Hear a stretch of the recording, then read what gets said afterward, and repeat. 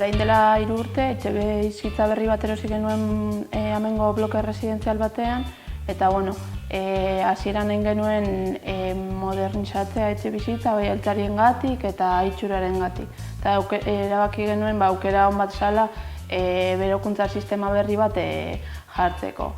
Gaur egun daudenen artean egokiena iruditu zitzaigun aerotermia instalazioa jartzea, bai ematen digulako aukera hotza eta beroa etxebizitza barruan sartzeko. Kanpoko airea hartzen du kaletikan eta etxebizitza barrura sartzen da filtro batzuetatikan pasatzen.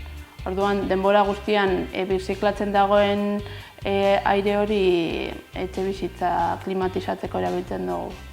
Sistema honek bai behar dagoena da makina bat etxebizitza barruan edukitzea eta beste bat kanpoan. Eta mantenimenduari dagokionez, 6 hilabetero edo margen batean etortzen da tekniko bat etxebizitza barruan daukagun filtro horiek aldatzeko edo garbitzeko. Gure komunitatean gaza ezin denez jarri eta dena elektrikoa dakagunez, gure etxea berotzeko sistema hilo radiantia zen. Hilo radiante horrek txarra dakana da oso garestixa dela. Orduan, urte batzuk guazen bueltak ematen sistema horri buelta eman naixan, eta aurrek urtean erabaki genduan bai aldatu genduala.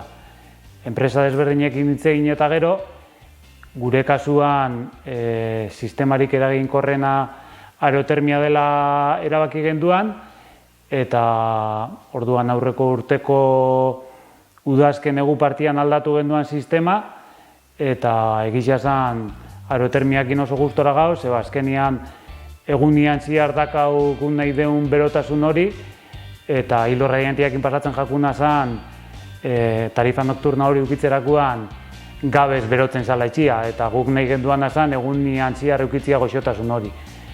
Inbertsioa potentia da hasiera batian, baina pentsatzen dugu epe ertain luzera buelti emango diogula eta merezi izan duela aldaketa hori itxia.